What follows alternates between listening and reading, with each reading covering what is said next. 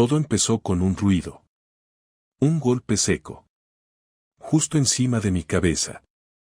Era sábado por la mañana y yo estaba en el salón preparando el desayuno.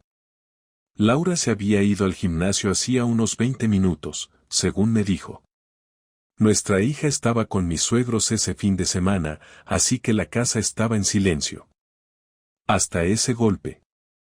Pensé que el vecino de arriba, el pesado de Oscar, habría tirado algo. Nada raro. Pero entonces escuché otro sonido. Más sutil. Una especie de gemido. Corto, femenino. Y luego, una carcajada. También femenina. Subí el volumen de la cafetera para no seguir oyendo nada. Me sentí estúpido. ¿Qué tenía que ver conmigo lo que hiciera Oscar en su casa? Hasta que abrí el correo. Entre las facturas y la propaganda, encontré una carta sin remitente, escrita a mano. No la dejes sola los sábados por la mañana. Eso era todo. La leí 3 veces. Primero pensé que era una broma de mal gusto. Pero entonces mi cabeza hizo clic. Los sábados por la mañana, Laura siempre iba al gimnasio. Pero nunca venía sudada. Ni traía la toalla mojada. Y nunca usaba el coche, aunque el gimnasio está a más de 20 minutos andando. Decía que le gustaba caminar, pero siempre llegaba impecable. Siempre sonriente. Siempre con ese brillo raro en los ojos. Y justo encima de mí, Oscar gemía, reía y golpeaba la pared. A las 10 de la mañana. Ahí empezó todo. Pasé el resto de esa mañana en automático, dando vueltas por casa sin hacer nada realmente. Me quedé con la carta en el bolsillo, leyéndola una y otra vez como si el papel fuera a darme alguna explicación. Cada vez que pensaba en tirarla, la volvía a guardar. En algún momento me asomé a la ventana y vi que el coche de Oscar no estaba. Laura tampoco había vuelto todavía. Me tomé el café frío, sin darme cuenta de que llevaba casi 1 hora ahí. No sabía qué hacer con lo que había leído. No tenía pruebas, no tenía nada, pero tenía una sensación que no me dejaba en paz. Una incomodidad clavada en el pecho desde que vi esa letra torcida en el sobre sin remitente. Cuando Laura volvió, me saludó como si nada. Traía una bolsa con una botella de zumo y una revista de moda, me dijo que había pasado por el supermercado al salir del gimnasio. Llevaba una coleta muy apretada, la cara sin gota de sudor, el mismo pintalabios que cuando salió de casa. Le pregunté si no había entrenado fuerte, porque no parecía cansada. Me respondió con una sonrisa rápida, algo forzada, que ese día solo había hecho estiramientos. Me obligué a no seguir con el tema. Cambié de conversación y me fui a duchar. Desde el baño la escuché canturrear bajito, como si nada raro hubiera pasado, como si no hubiera un papel con 5 palabras grabadas que no me dejaban pensar con claridad. Decidí no decirle nada, todavía no. Necesitaba más. No me bastaba con una carta anónima y una sospecha. Pero esa noche no dormí. Me quedé despierto, mirando el techo, escuchando su respiración a mi lado. No me había tocado en toda la noche. No me tocaba desde hacía semanas, pero hasta ese momento no lo había notado. Pensaba que era el estrés, el trabajo, la niña, cualquier excusa menos la que empezaba a tener sentido ahora. Ella dormía tranquila, con la boca un poco abierta, como si el mundo no le pesara. Yo tenía el estómago revuelto y los dientes apretados. El lunes siguiente, después de dejar a Noah en el colegio, tomé un desvío antes de ir al trabajo. Me estacioné cerca del portal de Oscar, desde donde podía ver quién entraba y salía. No tenía un plan concreto, solo quería ver algo que me ayudara a ordenar mis ideas. Me quedé ahí 1 hora. Nadie entró, nadie salió. Sentí que estaba haciendo el ridículo. Pensé que debía irme, olvidarme de todo, volver a casa y hacer como si nada. Pero antes de arrancar el coche, la vi. Laura. Caminando hacia el portal. Llevaba ropa normal, no de deporte, y no me había dicho que saldría. Se detuvo antes de llegar a la puerta, miró a los lados como si buscara a alguien, y luego sacó el móvil. Marcó un número, esperó unos segundos y después sonrió. La puerta se abrió desde dentro. Entró sin mirar atrás. Me quedé quieto, sin respirar, sintiendo cómo el mundo se volvía más pequeño dentro del coche. No salí, no hice una escena, no corrí detrás de ella. Solo me quedé ahí, mirando la puerta cerrada. El aire se volvió denso y el silencio me pesaba como si estuviera metido en una caja cerrada. Cuando por fin arranqué, conduje sin pensar hacia el trabajo, llegué tarde y no dije nada. Pasé el día haciendo como si no hubiera visto nada. A las 5, volví a casa. Ella ya estaba allí, cocinando. Me besó en la mejilla como siempre. Me preguntó cómo había estado mi día. Le respondí con una mentira. No podía mirarla directamente a los ojos. Esa noche no pude contenerme. Mientras ella estaba en la ducha, revisé su bolso. No había nada raro, excepto un sobre blanco, sin marcas, exactamente igual al que recibí el sábado. Estaba vacío. Ni una nota, ni una pista, solo el mismo tipo de sobre. Me quedé mirándolo largo rato, sintiendo una mezcla de rabia y nerviosismo. Lo dejé todo tal como estaba y salí del baño cuando escuché que apagaba la ducha. Ella me miró raro al verme tan callado. Me preguntó si estaba bien. Le dije que solo estaba cansado. Me abrazó por la espalda mientras me servía vino. Me preguntó si quería ver una serie juntos. Le dije que no tenía ganas. 2 días después volví al coche frente al portal de Oscar. Esta vez fui más temprano. Esperé 2 horas. Nada. Pero al tercer día, un jueves, la vi entrar otra vez. Esta vez sí llevaba ropa de gimnasio. Otra vez entró sin tocar el timbre. Esperé 20 minutos y luego salí del coche. Caminé hacia el portal, sabiendo que lo que iba a hacer podía cambiarlo todo. Miré la lista de vecinos. No había ningún nombre que dijera Oscar, pero sí uno con sus iniciales. Pulsé el timbre. Nadie contestó. Esperé, volví a pulsar. Silencio. Justo cuando me estaba por ir, escuché un portazo fuerte y unos pasos bajando por las escaleras.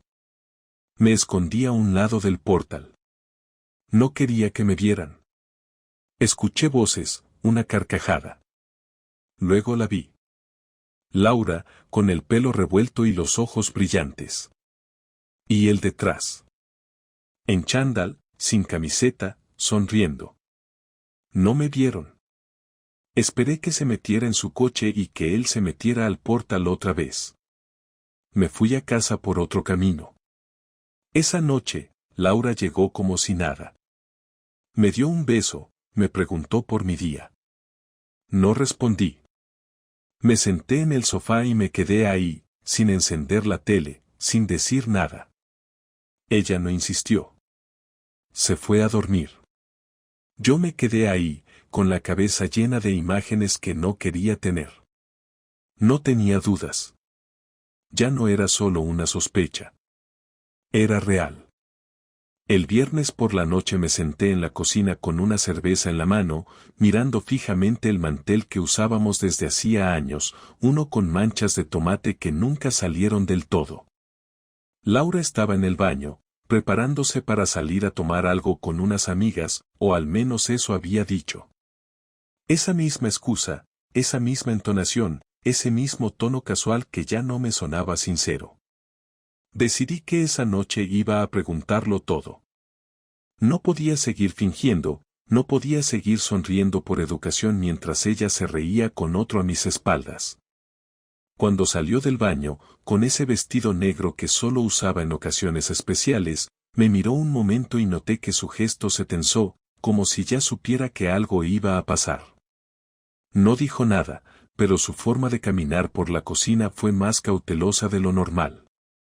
¿A qué hora vuelves? Le pregunté sin mirarla a los ojos, aún sentado. No muy tarde, Bea trabaja mañana temprano, solo tomaremos algo cerca de sol, respondió mientras buscaba el pintalabios en su bolso. Me levanté lentamente, apoyé la cerveza en la encimera y crucé los brazos. No me moví de su camino, pero ella tampoco intentó pasar. ¿Vas a ver a Oscar? La pausa que siguió fue demasiado larga. Ni una risa, ni un intento de parecer sorprendida, ni siquiera un «¿qué dices?», típico. Solo me miró fijamente, sin pestañear. Bajó el pintalabios, cerró el bolso con lentitud y se quedó quieta. ¿Qué has dicho? He preguntado si vas a ver a Oscar. Porque ya no me cuadra lo del gimnasio, ni lo de tus amigas, ni los horarios, ni las sonrisas que te salen cuando piensas que no te miro. Ya no me cuadra nada, Laura. Y el sábado pasado alguien dejó una nota en nuestro buzón. No la dejes sola los sábados por la mañana. ¿Te suena? Ella apretó los labios, los dedos tensos agarrando el bolso como si tuviera que sostener algo que se estaba cayendo. No dijo nada en los primeros segundos, pero en su cara se notaba que pensaba rápido. Estaba eligiendo palabras, buscando cómo escapar sin mentir demasiado. No es lo que piensas, fue lo primero que soltó, como si hubiera estado ensayando esa frase toda la semana. ¿Y qué pienso, exactamente? Que me acuesto con él, que hay algo más, que te traiciono, dijo rápido, como quitándose peso, pero no es así. Yo necesitaba hablar con alguien. Sentirme escuchada. ¿Escuchada con las piernas abiertas? Respondí sin levantar la voz, solo con la rabia apretándome el pecho.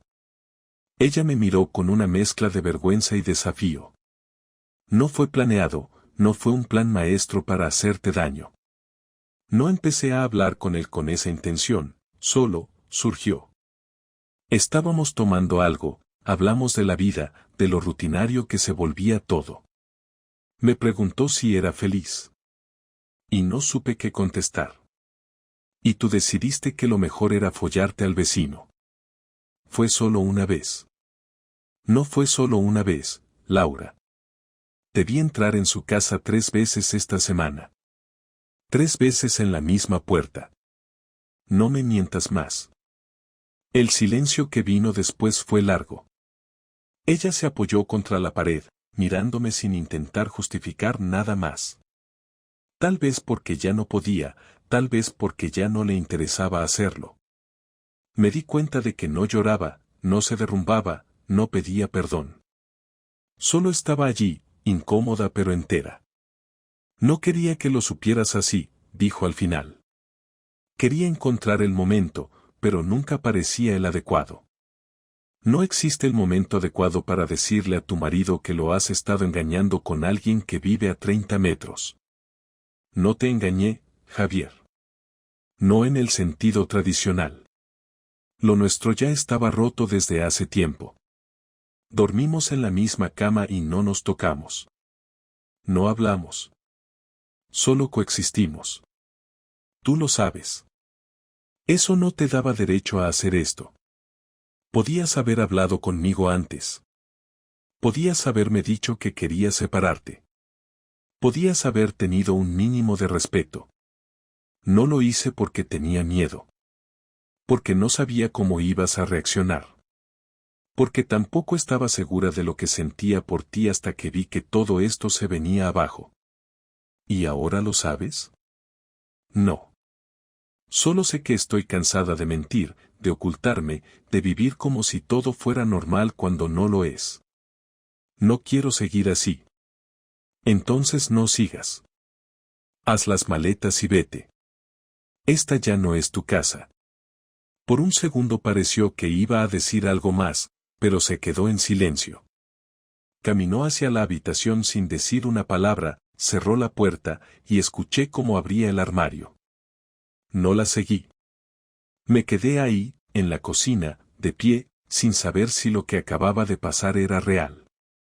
Cuando salió, llevaba una mochila pequeña. Se paró en la puerta. No sé si esto es un adiós, pero necesitaba salir de aquí. Cierra la puerta al salir, dije, sin mirarla. Y se fue. No la seguí. No me despedí. No sentí alivio ni furia.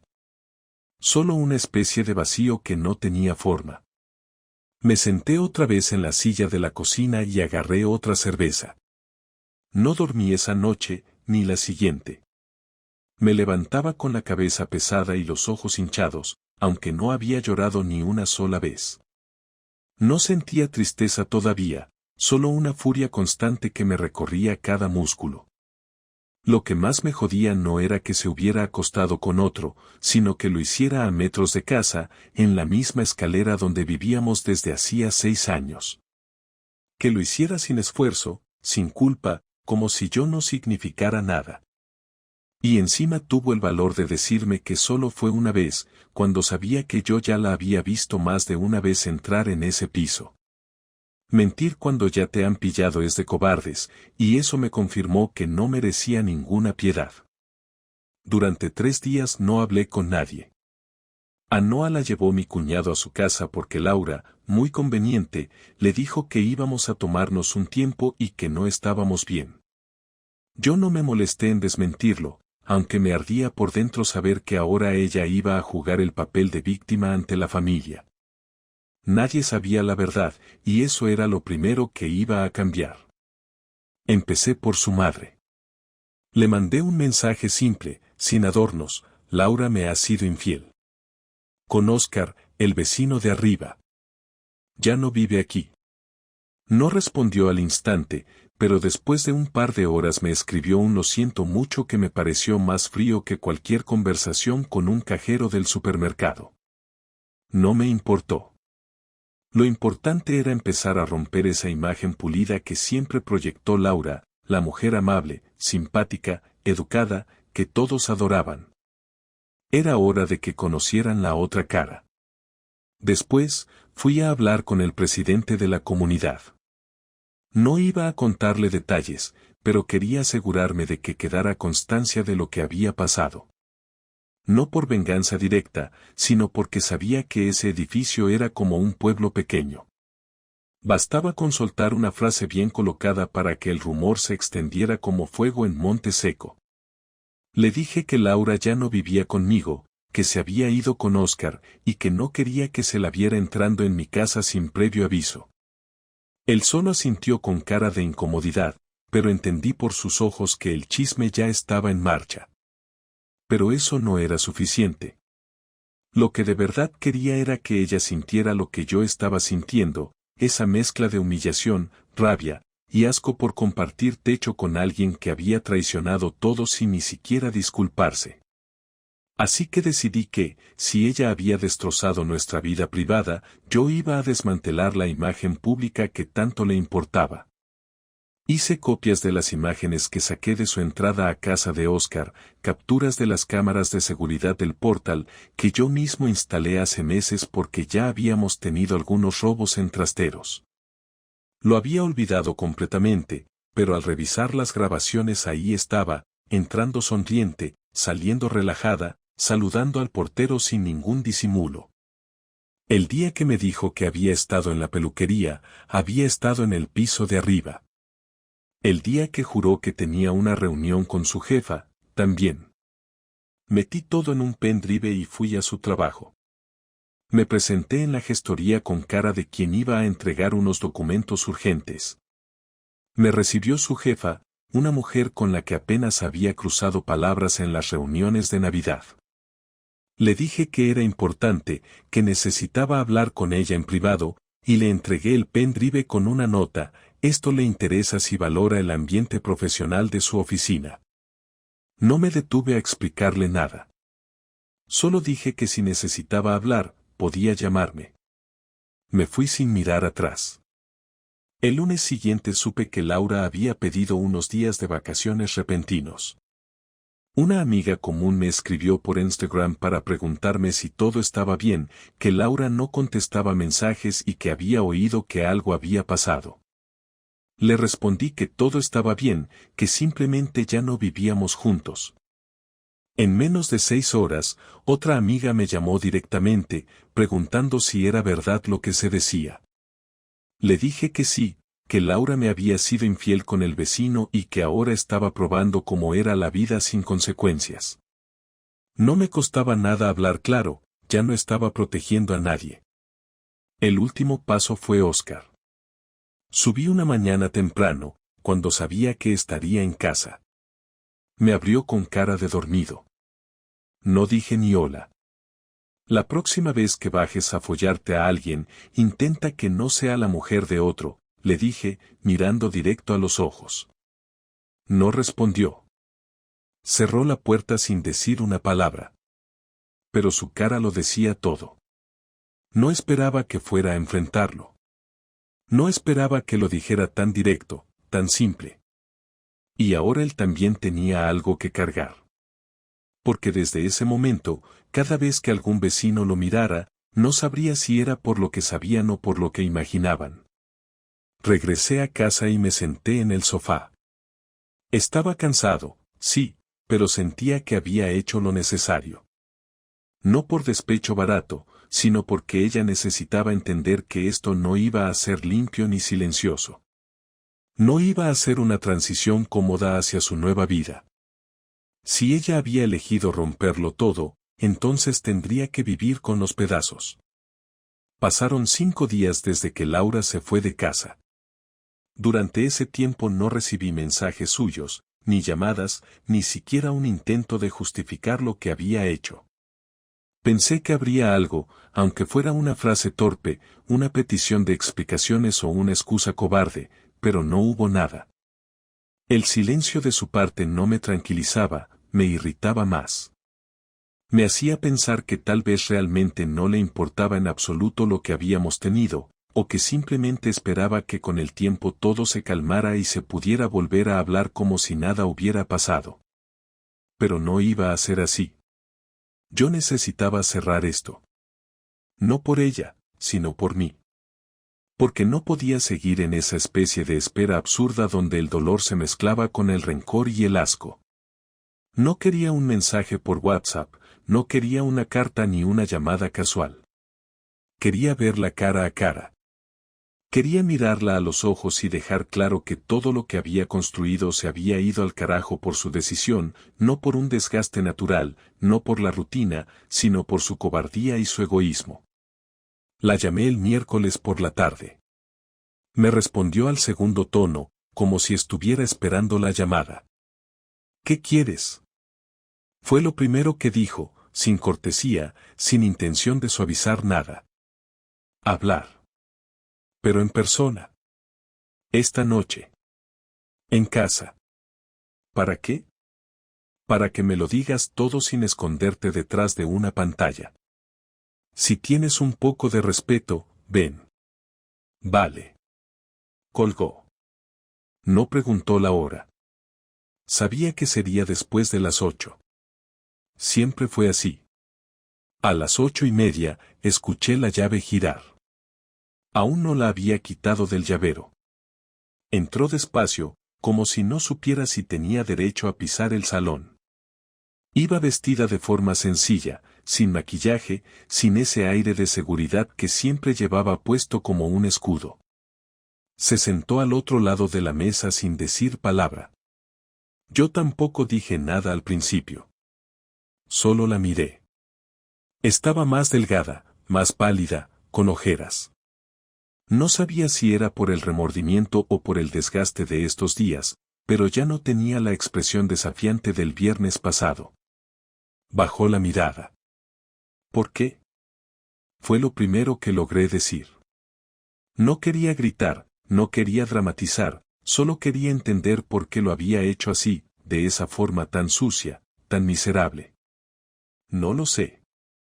No era la respuesta que esperaba, pero tampoco me sorprendió. Siempre evitaba la culpa con frases vagas, como si las cosas simplemente pasaran solas. Claro que lo sabes. Nadie se tira a su vecino solo porque sí. Nadie rompe una familia así sin saber por qué. Estaba harta. No de ti como persona, pero de todo. De levantarme cada día con la sensación de que estaba atrapada, de que solo me quedaba esperar a que pasaran los años y vernos envejecer sin tocarse, sin hablar de verdad. No me sentía viva, no me sentía yo. Y un día hablé con él y me sentí escuchada, sentí algo diferente, y lo busqué otra vez. Y así siguió. ¿Y qué te dio el que no tenías aquí? Atención. Deseo. Curiosidad. Me miraba como tú no me mirabas desde hace años. Yo no te miraba porque tú ya no estabas aquí, Laura. Te ibas, volvías, no hablabas, dormías al otro lado de la cama como si te molestara respirar el mismo aire. No pongas en mí la culpa de lo que tú decidiste. No te estoy culpando. Pero tampoco quiero mentir. Sentía que me apagaba aquí. Y no supe cómo decirlo. Me daba miedo enfrentarme a lo que sabías pero nunca decías. Yo no decía nada porque pensaba que estabas pasando por una etapa, que volverías, que era algo que podíamos arreglar. No se arreglaba. Yo ya no quería lo mismo. ¿Y qué quieres ahora? No lo sé. No estar con él, eso ya está claro. Pero tampoco puedo volver a esto como si nada hubiera pasado. ¿Crees que podrías volver y que yo te abra la puerta como si solo hubieras olvidado comprar pan? No. Pero tampoco quiero que esto acabe así, con odio, con reproches públicos, con todo ese teatro que armaste. Lo de la gestoría, lo del edificio, lo del pendrive. Sabes que eso me ha jodido el trabajo. Y tú me jodiste la vida. Te burlaste de mí en mi propia casa. Así que sí, hice lo que tenía que hacer para devolverte una parte. Y no me arrepiento. ¿Y ahora qué? ¿Divorcio, abogados, peleas por la custodia? Sí. Divorcio. Abogados. Pero Noah no va a ser parte de esto. No pienso usar a nuestra hija como arma. Vas a poder verla cuando quiera. Yo no le voy a hablar mal de ti. Pero cuando crezca y me pregunte, le diré la verdad. Y será tu carga explicarle por qué decidiste romper su casa por acostarte con un tipo que vive arriba. La niña no lo sabrá hasta que sea mayor. No quiero que me odie. Eso ya no depende de ti. Se quedó callada. Bajó la mirada y empezó a jugar con las uñas, un gesto que siempre hacía cuando se sentía incómoda. Me levanté, fui a la entrada y le tendí un sobre con el nombre de un abogado. Aquí tienes los papeles. Ya está todo iniciado. No quiero más encuentros, ni llamadas. Todo será a través de él. A Noah la puedes ver los martes y fines de semana. Si hay algo más, lo hablas con él. Se levantó despacio, tomó el sobre sin mirarme y caminó hacia la puerta. Cuando la abrió, se giró por última vez. Lo siento. Demasiado tarde. Y se fue. Después de aquella conversación no volví a verla en persona. Todo se gestionó como habíamos acordado, a través de los abogados. Ella firmó los papeles sin poner trabas y no intentó revertir nada, lo cual me confirmó que ya había asumido que el matrimonio estaba muerto y que solo le quedaba salir de ahí con el menor daño posible. Lo que no entendió es que ese daño ya estaba hecho desde antes de firmar nada, que el destrozo no era legal ni económico, sino emocional. Durante las semanas siguientes traté de ordenar mi vida como si fuera una lista de tareas. Me levantaba, llevaba a Noah al colegio, trabajaba, cocinaba, hacía la compra, revisaba los correos del abogado y respondía mensajes de gente que de pronto quería opinar sobre mi situación. Algunos se acercaban con tono de apoyo, otros simplemente con curiosidad disfrazada de empatía. A todos les respondía lo mismo, que estaba bien, que todo estaba en marcha, que no necesitaba nada. Y en parte era verdad. Lo que necesitaba no podía dármelo nadie, ni una charla larga ni un consejo. Necesitaba tiempo, distancia y silencio. Los primeros días con Noah fueron difíciles. Ella no entendía bien lo que pasaba, solo sabía que su madre ya no vivía en casa y que papá estaba más serio de lo habitual. No me hizo preguntas al principio, pero un día, al volver del colegio, mientras comíamos, soltó la frase sin mirarme. ¿Tú y mamá os habéis enfadado? No quise mentirle ni darle una versión infantil. Sabía que no podía contarle todo, pero tampoco quería empezar a tapar cosas con historias falsas. Sí. Nos hemos enfadado. Y hemos decidido que ya no vamos a vivir juntos. ¿Por qué ya no os queréis? Yo la quise mucho. Pero a veces las cosas cambian. Ella también cambió. Y ya no podemos vivir como antes. Se quedó en silencio, removiendo la comida con el tenedor. No lloró ni protestó. Solo se levantó de la mesa y me abrazó sin decir nada. Fue uno de los pocos momentos en que sentí algo parecido a paz. El resto del tiempo vivía como si estuviera anestesiado. No sufría todo el rato, pero tampoco disfrutaba nada. La rutina se había vuelto una forma de protección. Levantarme, cumplir horarios, llenar el día con tareas. Me decía que era una etapa, que con el tiempo se pasaría, que un día iba a levantarme y no pensar en ella, pero por dentro dudaba de todo eso.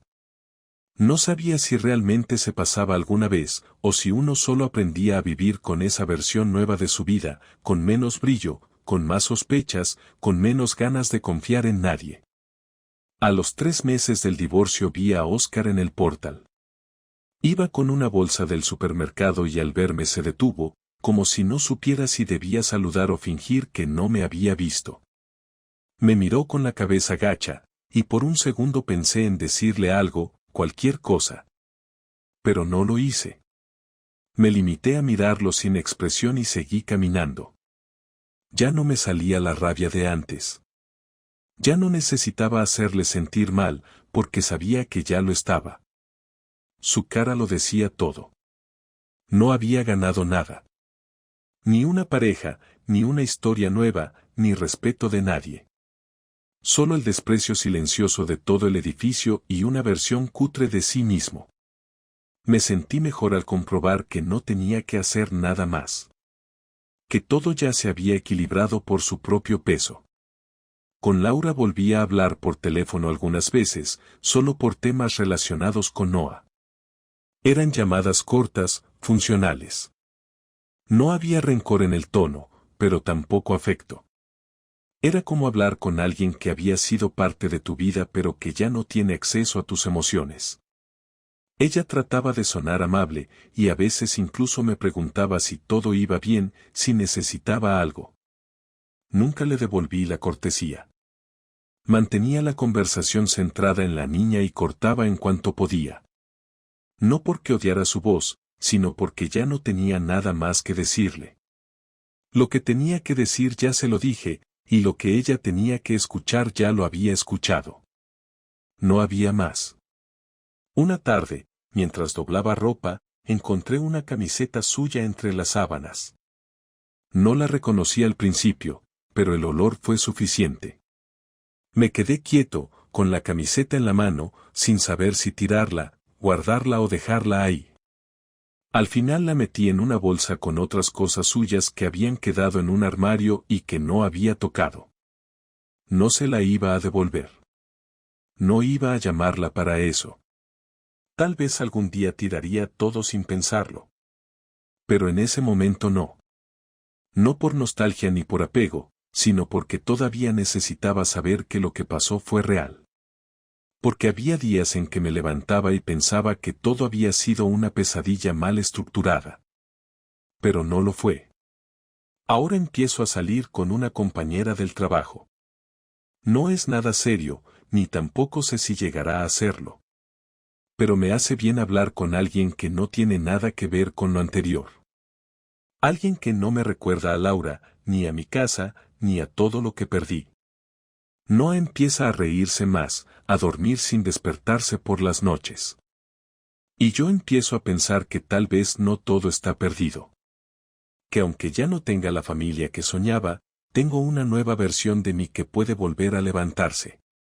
No igual, no como antes. Pero sí desde otro lugar. Más claro. Más firme.